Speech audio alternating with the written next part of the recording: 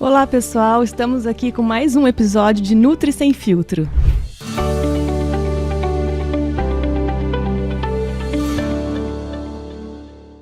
Olá pessoal, hoje a gente está aqui com uma convidada muito especial, uma endocrinopediatra aqui de São José dos Campos, que faz muito sucesso, Cristiane Barra.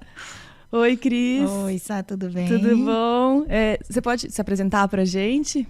Meu nome é Cristiane, eu sou endocrinopediatra, sou mineira refugiada aqui em São José, estou aqui já tem 12 anos, trabalho com criança, adolescente principalmente, e tenho meu consultório, trabalho também aqui no AME de São José dos Campos. Ah, que legal. Sim. E você é de onde mesmo? Eu sou de Uberlândia. Ah, de Uberlândia. Tem um monte de mineiro aqui em São José, né? Mineiro. Hoje eu queria conversar um pouquinho com vocês sobre alguns problemas endócrinos das crianças, né, adolescentes e principalmente sobre obesidade e sobrepeso infantil, né? Que eu acho que hoje é um dos principais problemas, né? Eu vejo muito no meu consultório. E que esse tipo de doença gera outras doenças, Sim. né? Por que você acha que a obesidade infantil ela aumentou muito, assim, de uns anos para cá, né? Eu acho que é multifatorial, né? Estilo de vida. Eu falo que muito do que a gente vai falar aqui hoje está associado a esse contexto novo mesmo de vida moderna, hábito. Mas, assim, o grande ponto mesmo de obesidade é a alimentação. Isso aí não tem muita novidade em relação a isso, né? Então, assim, o contexto alimentar das crianças de hoje, eu costumo dizer que hoje comer mal é meio que o normal, né? Quem come bem é diferente, a exceção. Né? Eu falo porque, por exemplo, eu com as minhas filhas, né? É surpresa quando, às vezes eu vou em hotel e elas servem um prato legalzinho, tem gente que chega na mesa e fala, nossa, que lindo! Então, assim, o comer normal hoje não é comum. Comer bem hoje não é comum. O normal virou comer mal. Eu acho que é um contexto muito social, evolutivo aí da sociedade. Hoje as mulheres trabalham muito mais, cozinham menos, muitas vezes têm dificuldade na dinâmica de manter um padrão alimentar legal em casa. Se não tem uma ajuda, né? Exato. Eu acho que o número de filhos, a gente tem menos filhos, tem mais acessos, tem mais coisa prática. Eu vejo que as mães, é muito interessante isso, elas têm uma ansiedade de que a criança tem que comer e tem que comer muito e tem que comer tudo. E aí, muitas vezes, começa um padrão aí de seletividade alimentar que lá na frente vai levar a uma obesidade também. E também tem o contexto de inatividade, né? Mas você acha que as mães, elas têm esse negócio de querer que o filho coma para ficar fortinho, assim? Sim. É engraçado isso. Eu acho que isso vem de antigamente, né? Vem de antigamente, mas é uma grande ansiedade das mães, assim. Meu filho não come. O bebezinho não come. A introdução alimentar tá mais difícil. E aí começa, às vezes, usar um monte de artifício para ver se aquela criança come qualquer coisa, né? O que importa é comer, independente o quê. Porque às vezes o pouco que ele come já é suficiente para ele, né? Sim, e tem os eles padrões, não entendem né? isso, Exatamente, é uma criança pequenininha, com um estômago pequeno, mas não, o meu olhar do comer bem, muitas vezes é um olhar equivocado, né? E hoje, assim, eu falo que o ter poucos filhos traz umas preocupações que antes a mãe não tinha nem tempo muito de ver, né? E aí era aquilo lá que tinha no prato e vamos comer, e se não comeu... Não comeu, o irmão come. E acabava que se gerava, assim, criavam-se menos problemas em torno de alimentação. Entendi. Né? E aí eu vejo que hoje, assim, eu tenho um monte no consultório, você deve ver também, de crianças obesas seletivas. É meio estranho, né? Se a criança é seletiva, teoricamente... Não era para ser obesa. Não era para ser obesa, né? Então, assim, uma criança obesa seletiva, com certeza teve algum equívoco aí na adaptação alimentar dela, né? Eu acho que, assim, muito da criança obesa, hoje em dia, se não tem nenhum problema, uma doença, né? Alguma coisa fisiológica mesmo, é um problema da família, né? Dos hábitos alimentares da família. A grande maioria, olha, menos de 5% das obesidades infantis estão associadas a alguma doença, tá? Tanto que, assim, a maioria vem no consultório procurando, às vezes até querendo achar alguma coisa. Uhum. Ah, não, tem um problema na Alguma tireoide. coisa tem, Coitada da tireoide só né, leva a culpa. Ou é a tireoide, ou é a avó. Uhum. E não, na grande maioria das vezes não. É o padrão de vida mesmo, né? Então entra a alimentação, entra a falta de atividade física. Então tem muita gente que fala, não, mas eu comia besteirinha e Tudo bem. Tudo bem. Mas ou a gente levantava para mudar o canal da televisão, a gente brincava na rua, a gente ia a pé para os lugares. Hoje não. Hoje a criança é muito inativa. Então, a balança acaba pendendo só para o lado do acúmulo, né? E fora que o acesso ao alimento industrializado, o alimento hipercalórico, né? Era muito difícil, menor, né? Era menos menor. variado. E era caro. Eu lembro que era Exatamente. caro. Então, assim, eu lembro da minha época, sorvete era uma vez por semana. Meu pai comprava aquele sorvete de flocos, assim, né? Que bom, era só no final de semana. O refrigerante. Iogurte também. Até iogurte, né? Esses iogurtes que são mais açucarados, Exatamente. né? Refrigerante. Né? Não era fácil, né? Exato. Hoje, por exemplo, aqueles steaks de frango empanados, eles são muito mais baratos do que qualquer outra carne que tem no mercado. Tudo bem, a qualidade é péssima, mas é palatável e ele tem uma roupagem de carne. Ele tá ali disfarçado de carne. E é fácil de fazer, né? E é fácil de fazer, né? E aí entra nesse contexto todo que a gente falou, e aí vai o que vai, porque é o que a criança aceita, é o que a mãe teve tempo de fazer, é porque eu acabei não me programando e é rapidinho. Elas falam, não, mas ele só come isso, mas só come isso porque você deu isso para ele comer, Exatamente, né? porque um dia experimentou, um dia... Não, então tá bom, então vai. Ah, não, esse de novo, vai, comeu. Nossa, ainda bem que comeu pelo menos isso. Vou repetir.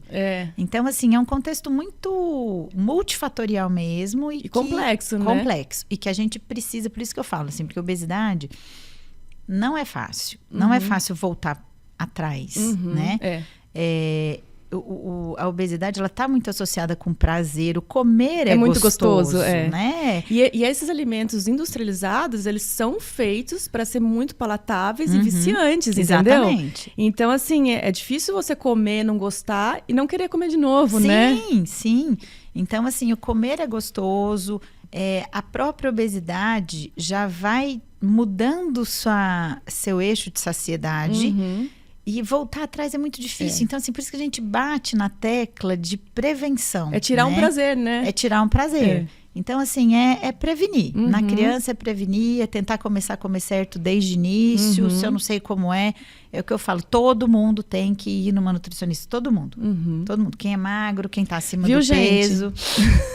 Mas é verdade. Eu falo isso no meu consultório. Assim, todo mundo aprende. E hoje a gente tem uma gama de opções de alimentação legal. Hoje tem se caído muito por terra, assim, o que é uma alimentação saudável, né? Assim, isso você fala melhor do que eu.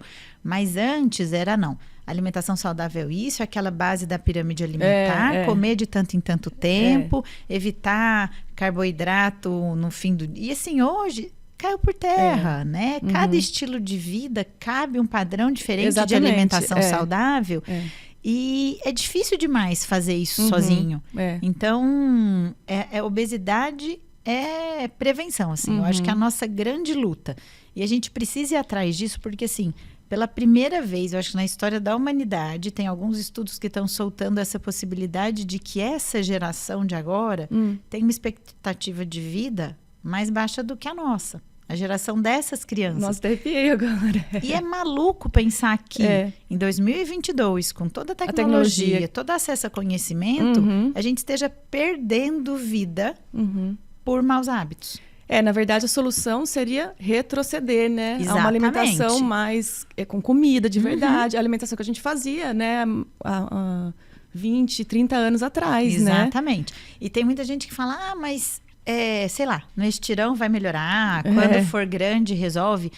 A grande preocupação, eu falo, do endocrinopediatra é que nós vemos alterações que não são 100% reversíveis.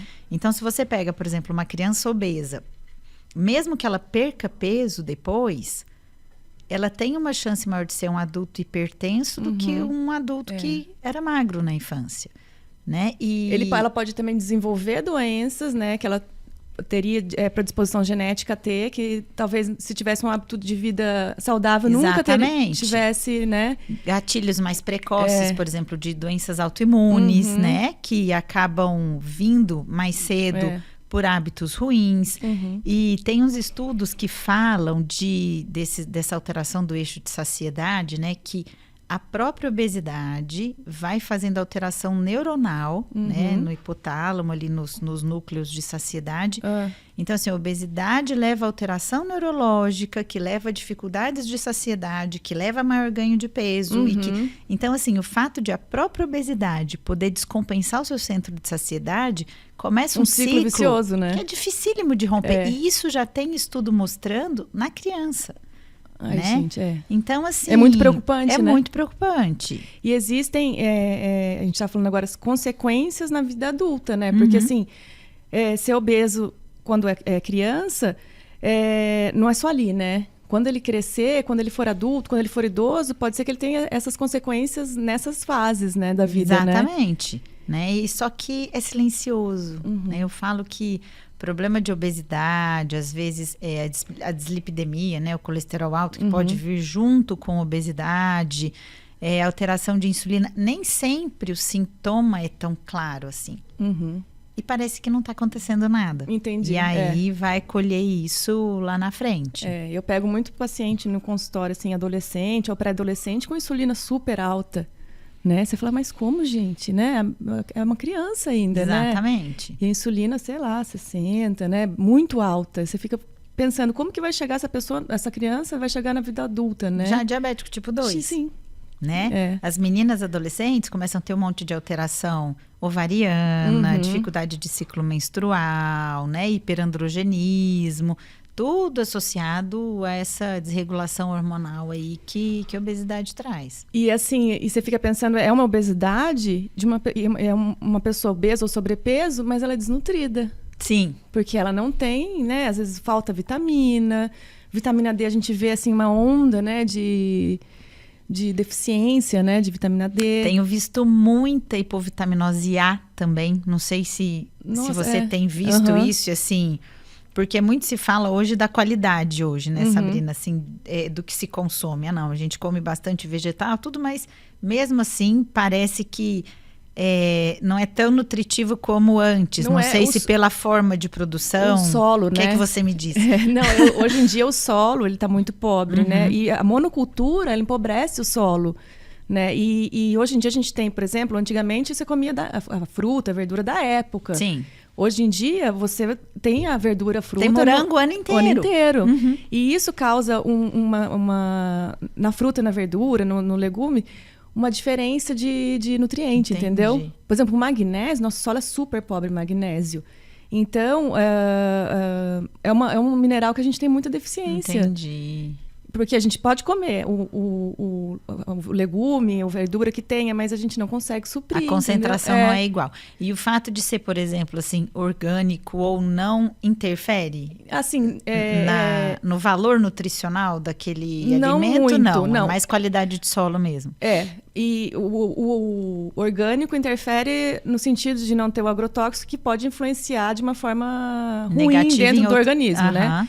Mas de nutriente, não. Então, é interessante todo mundo checar a vitamina, coisa que às vezes a gente não se preocupava muito quando comia bem. Hoje em dia, sim, porque tá tudo diferente, né?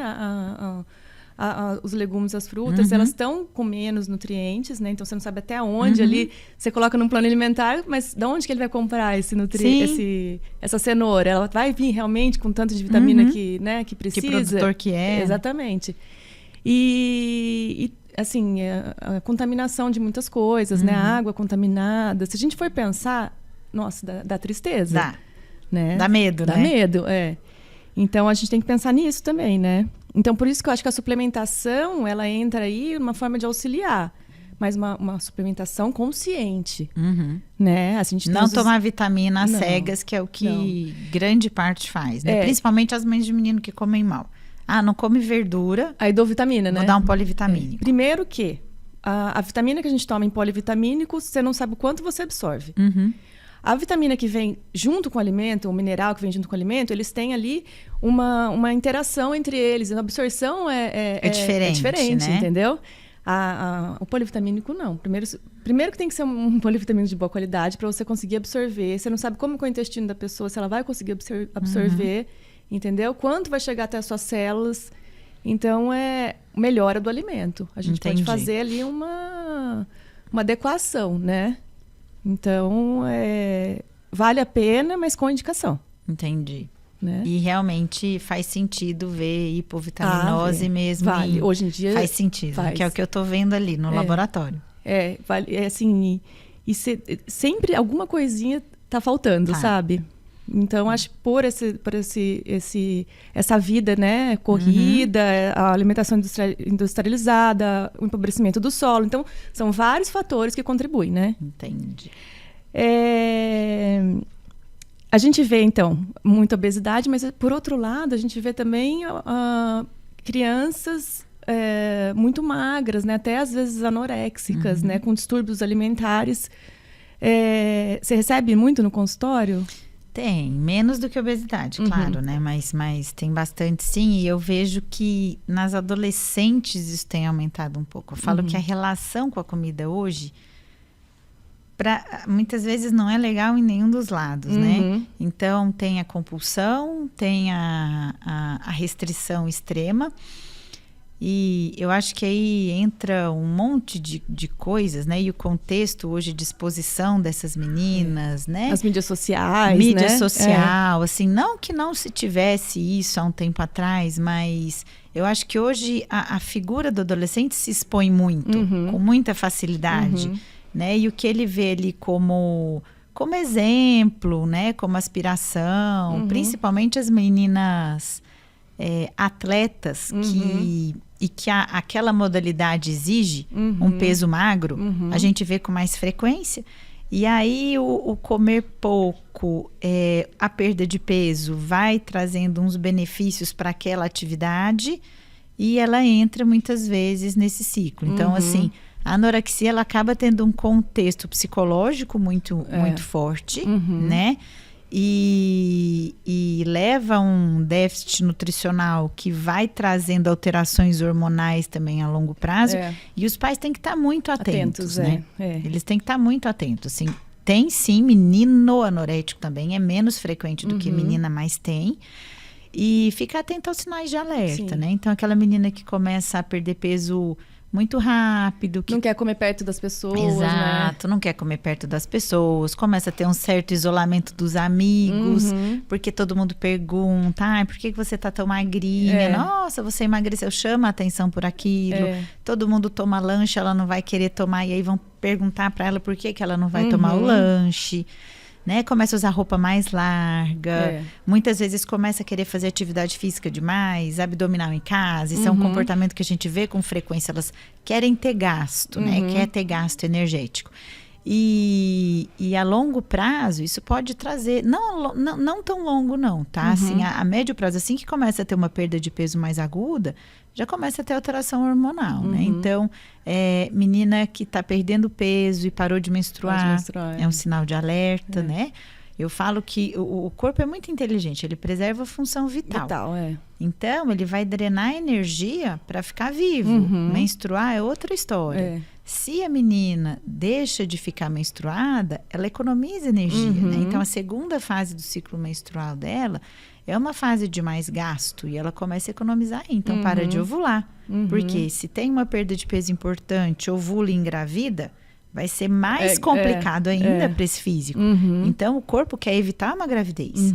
E aí, cai nível de estrógeno.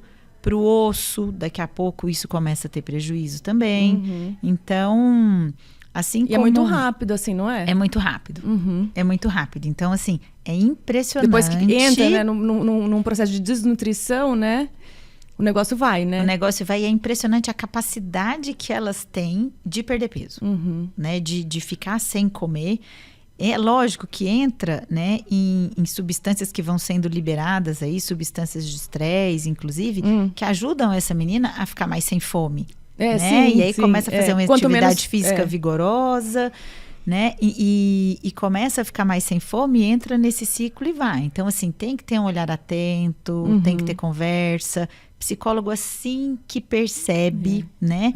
E lá vem o nutricionista de novo. Eu falo que, assim, a grande função do nutricionista para a menina que tá com tendência anorética ou que já entrou nesse ciclo, e eu já até te falei isso, é que quando você tem um combinado ali com essa menina de confia em mim, né? Eu acho que é um negócio mais de confiança mesmo. Exato, confia. Você pode comer que você não vai engordar. Você não vai engordar, mas eu vou te ajudar a ficar com peso saudável de forma saudável.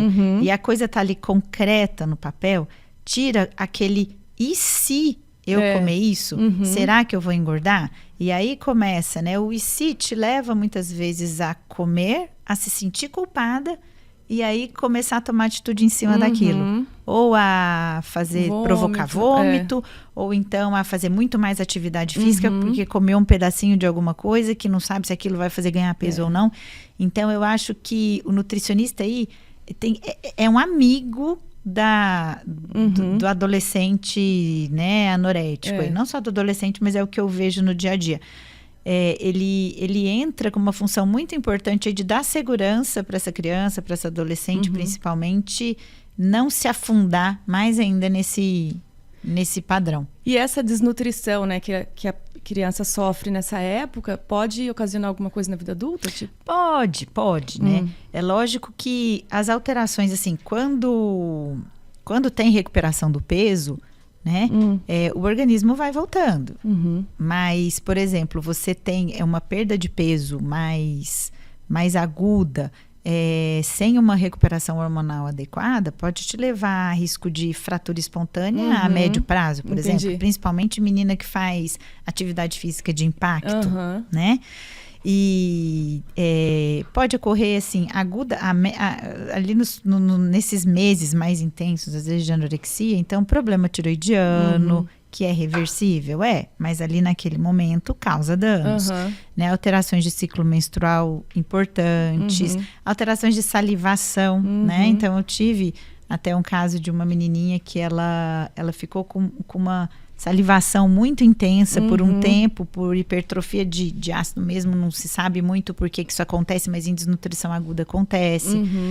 E isso vai escondendo o jovem cada vez mais, né? Porque ele já não quer se socializar muito e começa a ter problema de saúde, aí que ele se esconde, né? E vai se afundando aí no problema.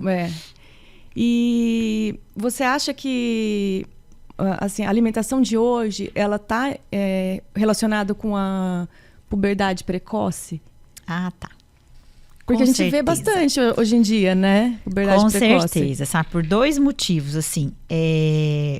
Pelo ganho de peso, tá? E isso a gente já sabia, né? Que meninas que têm excesso de peso, sobrepeso, principalmente, grandes obesas nem tanto. Grandes obesas às vezes leva a alterações hormonais que podem até atrasar um pouco a puberdade. Mas assim, sobrepeso e essa obesidade inicial está muito associado com avanço de idade óssea. E aí acaba acelerando um pouco esse processo de desenvolvimento de puberdade, tá? Não são aquelas meninas que fazem, na grande maioria das vezes, puberdade muito precoce, aos 5, 6 aninhos. Mas é aquela menina que acaba antecipando um pouquinho, 8, 9, ou então até entra na puberdade na idade certa, mas faz uma puberdade que progride de forma mais acelerada. Então, assim, isso a gente sabia já tem um tempo, mas nós vimos muito na pandemia. Muito, assim. Mas relacionado ao aumento de peso? Muitas relacionadas ao aumento de peso, mas tem um estudo italiano que relacionou também, porque algumas não. Muitas vezes você via, assim, eu acho que todos os endocrinopediatras notaram uma puberdade mais acelerada.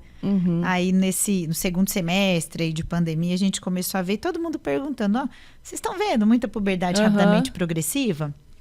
E mesmo em meninas magras. E alguns estudos estão relacionando com tempo de tela. Né? Porque todo mundo foi obrigado a usar mais tela. Isso aí não foi nem nenhum culpa, né, deles.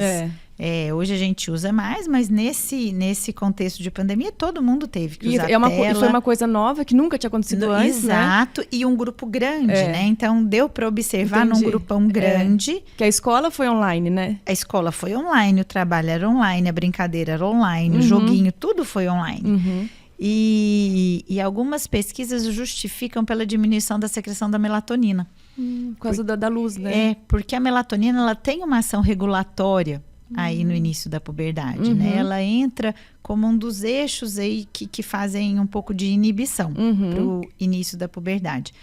E como se usou muita tela, e isso, né, né? A luz artificial, regulação de sono, houve diminuição da secreção da melatonina e talvez essa diminuição pode ter influenciado nesse eixo puberal. Então, aí, é mais uma coisinha aí de mundo moderno. E é muito novo, né? E é muito novo. Agora, a gente vai começar a saber das coisas agora, né? Exatamente. Eu falo que a gente vai saber de todas as consequências dessa fase aí de pandemia, de isolamento social ao longo dos anos. E no consultório aumentou muito os pacientes nessa fase de pandemia? Ah, sim. Principalmente obesidade, puberdade mais rapidamente progressiva. E a gente teve aumento também do número de diabéticos. Não se sabe muito se só porque o diabetes na criança, a grande maioria é autoimune, né? Então é aquele diabetes... Mas diabetes tipo 1, você tá falando? Tipo 1. Aumentou o tipo 1? Aumentou o quadro de diabetes tipo 1. Antes a gente ficava pensando que, porque assim, grande parte dos diabéticos tipo 1 aparecem aí junho, julho, né? Depois daquela fase de virose, né, que aparece no outono, fazem gatilho de autoimunidade e aí, junho, julho a gente tem um número maior de descompensação diabética aí a primeira vez. E a gente estava achando que era só isso, né? Então tem mais virose por conta do Covid, né? Muita gente infectada, é uma virose nova, né? E aí, por isso, fez gatilho de diabetes. Então, a gente tem mais casos de diabetes.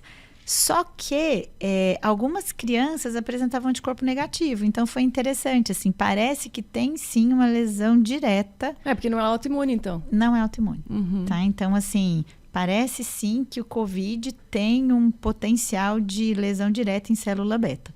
Algumas crianças recuperaram depois, né? Secreção de insulina, outras não.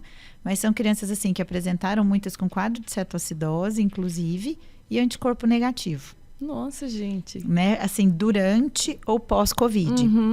E também os casos das crianças que o Covid serviu como um gatilho autoimune. Nossa, que assim, super interessante. Né? Mas, assim, assusta assustador, um pouco. Né? Exatamente. Então, interessante no sentido negativo, exato, assim, né? É assustador, assim, que a gente só vai saber tudo, né? Que esse vírus, todas as facetas, né? De consequência de uma infecção de Covid. Ainda mais em criança, né? Criança adolescente, que é um organismo em desenvolvimento, a gente só vai saber disso mais pra frente, ao longo dos anos. Hoje se fala muito de algumas substâncias, né, que agem como hormônios, substâncias exógenas, né, que são os disruptores endócrinos, né? Sim. O que você tem para falar assim pra gente sobre eles? Então, hoje é um assunto muito discutido, né? Disruptor endócrino ou desregulador hormonal, né? O que é um disruptor endócrino? Então, são substâncias, né, que atuam mesmo no sistema endócrino, no sistema hormonal e causam um desequilíbrio. Mas ele atua prejudicando ou ele atua como um hormônio, assim, como... Ele atua, na grande maioria das vezes, como parecido como um hormônio, né? Porque tem desreguladores hormonais que atuam, por exemplo, fazendo puberdade precoce. Tem outros que atuam como atraso de puberdade. Entendi. Infertilidade, falência ovariana precoce, obesidade. Então, são substâncias que estão aí no ambiente, que a gente entra em contato e absorve. Pode ser por... absorção de pele, pode ser respiração, pode ser alimentação, contaminação da água. Só que a questão da alimentação, né, parece ter uma absorção mais alta, né, mais intensa. Então, se você comer alguma coisa que está contaminada com algum disruptor hormonal, a absorção é muito direta, né? Mas a gente tem que ter cuidado com tudo. Então, assim, se a gente for ver hoje no dia a dia, né? Deixa eu bater aqui. O que a gente tem de disruptor hormonal? Em tudo quanto é coisa praticamente que a gente pega, come, pode ter alguma coisa. Então, se fala muito do bisfenol, né? Que eu acho que foi um dos primeiros aí a ser estudado e que tem nos plásticos, em revestimento interno de lata, que é plastificada. Mas, na verdade, são vários, né? São vários. Né?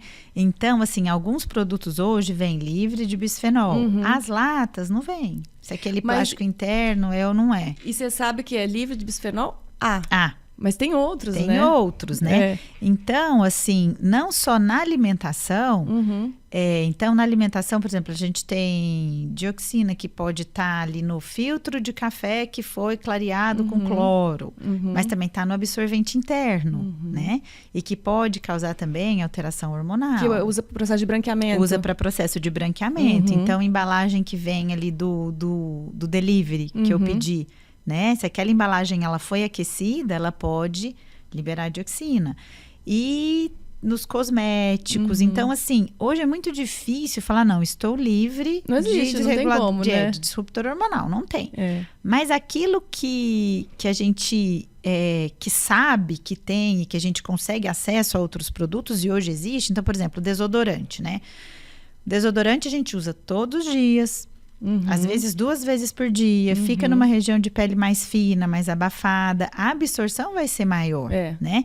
Então, é diferente, por exemplo, de eu escolher não tive alternativa e talvez esse filtro solar que eu uso de vez em quando para ir para a praia, eu não consegui livre, e o nosso corpo também tem a capacidade de detoxificação, um pouco ele consegue liberar, né? Exatamente. Então, assim... O problema é o todo dia, né? É o todo dia, é o contato direto, é o industrializado sempre, né? Que, por exemplo, excesso de derivado animal gorduroso. No desodorante você está falando do alumínio. Então, não só alumínio. Tá? Na verdade, o alumínio ele entra ali como um metal pesado, mas ele não é o maior vilão hormonal, tá? Como disruptor hormonal, exato, fitalato. O fitalato, ele é uma substância que ele dá flexibilidade para plástico, assim.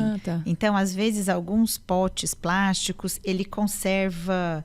ele atua como conservador de fragrância, dá brilho no esmalte. É um cosmético, né? Então, ele tá muito em cosmético. Então, fitalato, triclosan, que é muito usado como antitranspirante, né? Parabeno. Parabeno tem, assim, shampoo, pelo menos tinha creme, shampoo, né? condicionador. Hoje em dia tem, né? Uns livres de parabeno. Exato. Né? Até alguns baratos, tá? Já tem lá, livre de parabeno. Às vezes a gente tem que olhar para ver se eles não colocaram outra coisa no lugar, né? Exato. Não, porque, e assim, aí vende o livre de parabeno como... Mas, assim, a indústria está sendo forçada a melhorar a qualidade disso, porque hoje tem se falado muito disso e está todo mundo mais consciente. Mais ligado e tentando comprar coisas, né? Mais... Sim. Mas que não tenham, né? Exato, mais limpas, né? Como eles falam. E assim, eu acho que isso está muito associado com esse monte de doença hoje que a gente vê, né? Muita gente fala, por que está tendo tanto mais puberdade precoce, tem mais diabetes, tem mais menina com hipotiroidismo, pelo menos na minha área. Mas se você for ver, tem muito mais alergias, tem muito mais intolerâncias, tem muito mais doenças autoimunes em geral. Câncer. Tem muito mais câncer em pessoas jovens. Então, assim, essas substâncias, algumas delas são disruptoras hormonais, mas também são desreguladores de célula de multiplicação de tumor, de gatilho de doença autoimune. Então, assim, são doenças da vida moderna, mas que não dá para viver numa bolha, mas dá para fazer boas escolhas. Então, assim, a criançadinha hoje, ela tá muito voltada para cosmético, né? Antes a gente limpava com algodãozinho úmido, né? O neném limpava com algodão úmido, usava filtro solar só quando ia pra praia, né? Não ficava, né, com tanta produção, toda maquiagem. Maquiagem de adolescente hoje... Nossa, é verdade. 2 horas, é fazer pele, iluminador e não sei o quê. Você vê nas redes sociais, né? Exatamente. Então, assim, todos esses fixadores, fragrância... Muita coisa, né? Muita coisa. Por exemplo, móvel, né? Então, na indústria de movelaria, tem substância que é retardadora de chama e que pode... Só que a gente entra em contato, a gente coloca a mão. Né? Então, assim, são muitas substâncias que pequenos contatos a longo prazo trazem problema. Teve um estudo coreano que falou de menininhas. Foi também tudo época da pandemia, né? Slime industrializado. Tá? Então, slime que teve industrializado... uma época que foi uma onda de slime, que né? tem fitalato. Por quê? Porque ele conserva a flexibilidade daquilo lá, né? E slime ali, é a mão, o tempo inteiro brincando, estica e puxa. E aí, algumas meninas associando com o início de mama. Olha, tá? Gente, porque ficavam brincando muito no slime industrializado. Então eu falo que até o slime é melhor o caseiro. aquela massinha que a gente fazia com farinha de trigo. Farinha de trigo, maisena, um pouco de água já é melhor do que... Então, tintas, né?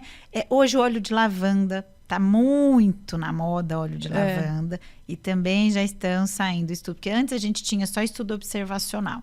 Agora estão saindo estudos, por exemplo, em ratos, mostrando a exposição contínua, né, a óleo de lavanda, principalmente inalado, com ativação de receptor estrogênico. Jura? Sim, e o óleo de lavanda caiu na graça, né? Que o cheiro é uma delícia, O cheiro é uma delícia, todo mundo quer criança calma, então é óleo de lavanda no shampoo, no condicionador, no creme, no lenço umedecido, depois dá uma inalada à noite pro nenê dormir. E ele está associado a esse excesso do uso do óleo de lavanda, podendo sim ser um disruptor hormonal. Gente do céu, né? Tudo com moderação, né? Não existe nada milagroso, o óleo de lavanda não é milagroso para nada, pode ser usado para algumas coisas, sim, né? Mas também tudo com cuidado. Mas aí também prestar atenção o tipo que você compra, né? Sim. No produto, né? Na qualidade, tentar pegar coisas orgânicas de repente, né? E que não tenha, né, essas substâncias, né? Por isso que eu falo que é tão importante a gente ler o rótulo das coisas. Só que as pessoas não leem. Primeiro que aquele rótulo é super pequenininha a letra, né? Exato. Depois de um tempo você tem que... Mas o rótulo de alimentos, se as pessoas soubessem, né, como é importante ler e ver que aquilo lá, se você vê substâncias que você não conhece, provavelmente é Questione, pelo menos. Exatamente, né? É um industrializado que pode causar danos à saúde, né? Procure rótulos mais enxutos, né? Com poucos ingredientes. Com poucos ingredientes. Eu falo da indústria farmacêutica, investir em produtos melhores, né? E hoje a gente acha na farmácia convencional já, desodorante, livre de tudo isso, mas precisa procurar saber, né? Precisa se informar, se né? informar um pouquinho e procurar saber. Então, eu lembro que eu até soltei uma vez, assim, como procurar nos rótulos, sabe? Mas é informativo, né? Tem que ter campanha, os produtores que fazem produtos limpos têm que informar e a gente tentar evitar o que dá. Saber que no rótulo, né, o primeiro ingrediente sempre é o que tem maior quantidade, né? Porque às vezes você vai comprar um pão, aí você vai lá, o primeiro ingrediente é açúcar. Sim. Né? Um produto, sei lá, açúcar, o primeiro ingrediente. Cookie, vamos falar de cookie integral. Não, mas cookie, né? Cookie integral. Vamos lá. O primeiro ingrediente é açúcar. Depois açúcar, farinha gordura, de trigo. Farinha de trigo enriquecida com ácido fólico e ferro. Aí você vai ver a farinha integral, o último ingrediente. Tem uma aveia lá. E aí, um grão de aveia. Um grão de aveia lá e tá lá integral. Então, a gente precisa se informar. Não tem um caminho fácil. Assim, precisa se informar e fazer boas escolhas. E sempre assim, o menos é mais. Eu falo que em termos de disruptor hormonal, o menos é mais. O mais simples é melhor, o mais caseiro é melhor, o menos perfumado é melhor. Né? O menos maquiagem, menos sempre vai te trazer menos exposição. E a gente tem muitas coisas que a gente nem sabe, né? Sim, então, só se tiver esse princípio, já se livra de muita coisa, né? Exato, contaminação da água, para descontaminar a água mesmo, por exemplo, né? Vamos falar anticoncepcional. Remédios anticoncepcional, urina, água. Não tem como evitar isso. O tratamento de água não tira o anticoncepcional, né? Não tira, né? Então, assim, o que a gente puder evitar mais fácil vai trazer benefício. Aí você vai falar, não, vou tomar água do garrafão. Mas a água do garrafão, ela também, os lençóis freáticos são todos contaminados, né? A garrafa tem também substâncias o plástico, né? Sim. Que vão contaminar a água. Então, assim, a gente não tá livre, né? Não tá livre. Aquilo que a gente falou, dá medo até. Não dá para viver numa bolha, mas o que a gente sabe e que pode evitar o contato. Evitar. E o que você acha hoje em dia dos lanchinhos que as crianças fazem para levar para a escola ou os lanchinhos entre o almoço e o jantar? Os lanches. Isso eu costumo falar que a gente tem uma mania de lanche, né? E a gente coloca isso nas crianças, assim. É o famoso aquele velho conceito de ter que comer de 3 em 3 horas. Será que tem mesmo? E assim, eu acho que isso acaba tirando um pouco a autonomia de querer comer. Né? Não, eu não tô com fome agora. Mas não, tem que lanchar. Então, assim, é cultural isso. Vai pra escola, toma café da manhã, aí depois tem que tomar lanche, aí depois tem que almoçar, aí depois tem que tomar lanche. Aí depois... Às vezes a criança nem com fome tá. Né? Então, assim, isso eu acho que é uma coisa que a gente precisa discutir. E pediatria, nutrição, escola. O seu corpo não precisa trabalhar tanto, né? Para digerir, produzir insulina toda hora, né? Exato. Eu falo, por exemplo, as minhas filhas, elas comem muito bem durante as refeições, né? Eu procuro cuidar ao máximo do lanche delas. Mas, às vezes, elas falam, mãe, não tô com muita fome agora. Come uma frutinha, vai, depois... tomo lanche e almoça. E eu vejo que às vezes quando eu capricho muito no lanche, às vezes chega sem fome na hora do almoço. Né? Então, assim, que é uma hora que você vai comer mais proteína, né? Que vai ter uma refeição mais completa, né? Às vezes preparada com mais tempo, né? Mais própria para aquele momento. Então, assim, eu questiono muito essa coisa do ter que comer de 3 em 3 horas e talvez você tenha até mais conhecimento para falar disso do que eu. Mas, assim... qual é a real necessidade de levar tanto lanche? Às vezes lanches tão volumosos. E às vezes, muitas vezes, lanches calóricos, Exato, né? E a gente acaba caindo muitas vezes numa dificuldade. Por quê? Porque é difícil às vezes mandar uma lancheira legal, equilibrada, todo dia, naturalzinha. Né? E acaba entrando na praticidade, eles levam salgadinho, né? Sim, levam coisas industrializadas. Suco. A mania do suco, porque toda refeição tem que ter suco. Não, eu não sei de onde que tiraram que a gente tem que beber alguma coisa quando a gente come. Né? E é legal porque, assim, o suco, eu acho que tem duas coisas aí. As crianças não comem fruta, aí eu vou mandar um suco, porque aí no suco ali já eu tem garanto precisa, alguma né? coisa. Às vezes é um suco ou de caixinha, ou um suco totalmente filtrado, não tem metade do que teria ali numa fruta. O problema é do suco, né? É a falta da fibra. Exato. Porque, assim, a fruta ela é um alimento inteligente. Ela tem a frutose, que vai virar açúcar rápido, mas ela tem a fibra, que vai diminuir a absorção. Exatamente. Então, assim, comer a fruta é interessante, né? O suco, você vai concentrar muita frutose em pouco tempo, né? E aí você vai digerir muito rápido. Aquilo lá vai causar dano, entendeu? Exato. E aí, se você for colocar, por exemplo, a quantidade de suco que a criança bebe ao longo da semana, não, porque o lanchinho tem que ter um suco. O almoço também, né? O almoço também tem que ter um suco. E mesmo que seja o suco natural. Não, então, sim, assim, sim, nem mesmo natural. Tem que colocar isso na conta. E eu acho engraçado porque, de vez ou outra, eu coloco a lancheira das meninas, né, no Instagram, e aí eu ponho lá, sei lá, igual hoje, foi a tulipinha de frango, mandei tomatinho, damasco com pasta de amendoim, que eu nem sei se vai agradar, mas foi. E água. E o que mais chega às vezes é assim, e o suco? Mas que suco que chega legal na escola?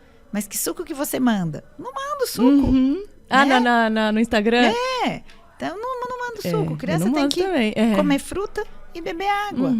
Né? Então, assim, tem crianças que não matam a sede com água. Não, ele gosta só de suco. E toma então, suco e às vezes a criança, ela vai gerando um sobrepeso nessas coisas que você acha que são saudáveis. Exato, exatamente. Né? Por isso é que eu falo, tem que saber, tem que conhecer, tem que ir atrás da informação. Muitas vezes a gente restringe a criança de alguma coisinha que ela gosta, um sorvete. Não pode, né? Não pode de jeito nenhum. E todo dia dá suco. Uma caixinha 3 vezes por dia, né? 3 vezes por dia vai fazer a conta, entendeu? Um suco Regulariza isso, toma água, insiste um pouquinho mais na fruta e de vez em quando toma o sorvetinho dele, sem achar que está cometendo nenhum crime. Eu lembro uma vez no aniversário da Manu, da minha filha, que tinha fruta, eu coloquei porque era na ginástica olímpica, e tinha bastante fruta e tal, né, para eles comerem. Um monte de menina querendo ficar magrinha. E o menininho foi comer e ele não conseguia morder a maçã. Olha isso. Porque era maçã inteira, sabe? Não era picadinha. Daí eu falei, não, mas o que aconteceu? Você não tá conseguindo? Ele falou, não, mas minha mãe pica pra mim. Então, hoje em dia, as crianças não conseguem nem comer a fruta do jeito que elas são, entendeu?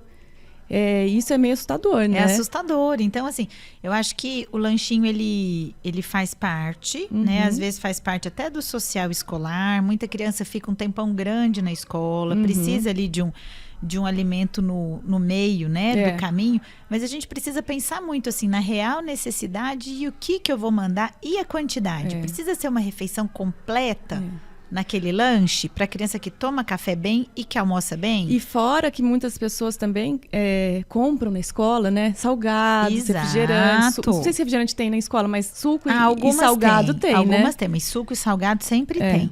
Né? Então, precisa pensar, né? Que criança que é? Será que essa criança realmente precisa desse lanchão tão completo? O que eu vou mandar de lanche? Tentar diminuir um pouquinho essa cultura do suco no lanche, que eu vejo que para obesidade é muito ruim, assim. Eu tenho pacientes que só de diminuir o suco perderam peso. E prestar atenção, né? Prestar atenção. E deixar a criança sentir qual que é o padrão daquela criança, né? Então, a gente pode, às vezes, induzir um hábito lambiscador de uma criança que nem queria, né? Né? Então, eu acho que é aquilo que eu te falei, da individualização. Hoje a gente tem várias formas de comer bem e não dá para formatar todo mundo no mesmo padrão alimentar cada pessoa saudável. De um jeito, né? Desde criança. Cada família de um jeito. Exato. Mas, assim, que eu vejo que é crucial, assim. Se você quiser ter um filho saudável, você tem que ter hábitos saudáveis dentro de casa. Sim. Porque assim, se você tiver doce, bolacha, suco de caixinha em casa, ele vai comer, não vai ter jeito. Vai comer. E a gente também, né? Porque assim... E não faz sentido, né, Sá? Eu faço assim, a criança, ela aprende o que ela vê, não é o que ela ouve, né? Então, esses dias foi muito engraçado, assim. Eu tinha comprado um potinho pequeno de Nutella. Em casa nunca tem Nutella. Mas aí comprei um potinho pequenininho e Nutella aberta. É um caminho sem volta. Toda hora você vai lá e... Nutella é o tipo de coisa que eu não compro. Porque se eu comprar, eu vou comer toda hora. Vai comer toda hora. Só uma colherzinha, né? Não tem problema. E aí minha filha ia pegar, eu falei, pô, não, né? De novo, não. Mãe, mas por que não? Eu falei, filha, porque não te faz bem. Não é um negócio que faz bem para o seu corpo. Então por que você comprou? Falei, é verdade, por que eu comprei? Aí eu falei, olha, eu comprei pra gente consumir devagar, mas realmente a Nutella aberta ali dá fica vontade, te chamando né? o tempo inteiro. E aí, Sabrina, é um negócio muito interessante. Para os ansiosos, eu vejo que isso é muito difícil. Você ter alguma coisa no armário e não poder ter acesso a ela gera muito complicado, né? Gera. Então, alguns pais até me questionam, eu falo assim, olha, imagina, vamos lá, para quem gosta de futebol, ou qualquer outro esporte, né? Mas é que no futebol isso é muito comum. Tem aquele campeonato que é ponto corrido, que às vezes chega ali numa fase decisiva, já sabe qual time que vai para semifinal, porque ele ganhou mais pontos, mas tem que jogar. E tem o campeonato que é eliminatório. Eu ganho, eu vou, não ganho, não vou. Sim. Então, você está assistindo o mesmo jogo. Vamos lá, sei lá, Brasil e Argentina. É um campeonato que o Brasil já passou para as quartas de final. Tá. Ou então não, que ele vai jogar com a Argentina, se perder não vai. Qual jogo vai te gerar mais ansiedade? O mata-mata, Qual que né? você vai ficar aflito? É o mata-mata. O outro você já tem o resultado. Então você até vai assistir, pode dar uma torcidinha ali, mas aquilo não vai te gerar ansiedade do resultado, porque você já tem o resultado. Então, sei lá, o Brasil não vai para quartas de final. Tá, eu tenho não, mas às vezes eu não vou nem assistir. Já sei, né? É a bolacha no armário. Entendeu? Se eu tenho a possibilidade de ganhar, aquilo vai me deixar aflita. Eu vou insistir, eu vou pedir para minha mãe. Agora, se não tem... Não tem como, né? Entendeu? Não tem. Não tem como. Eu não vou ficar aflita em relação àquilo. Pode pedir? Vai pedir? Vai. Vai pedir para comprar? Vai. Mas a criança, a partir do momento que ela percebe que ela ficar pedindo, ficar insistindo, não vai adiantar nada, né? Não vai adiantar. Ela vai acolher aquilo e pronto, né? E aí drena para outra coisa. Então, uma assim, coisa saudável, principalmente né? crianças ansiosas que comem por ansiedade, você ter o alimento lá e proibir não faz o menor sentido. Então, não tenha. Né? Eu também sou dessa seguinte opinião, não tenha. Vamos sair, né? Toma o sorvete, curte todo mundo gostoso e vai embora para casa. Eu acho também. Eu acho que tem que ter o meio termo. Não é assim, não pode nunca, sabe? Não. Vamos sair, vamos comer uma coisa gostosa, mas come lá, acabou, volta para casa, sabe? O não pode nunca eu também acho péssimo, assim. Tem gente que às vezes vê e fala, nossa, sua filha come brigadeiro? Come? Né? Por quê? Porque, assim, um brigadeiro de vez em quando, um docinho de vez em quando, uma besteirinha de vez em quando, faz parte, né? Faz parte da vida deles. Agora, o que não dá é a rotina, né? É o que você faz todo dia, né? Exatamente. E explicar o porquê.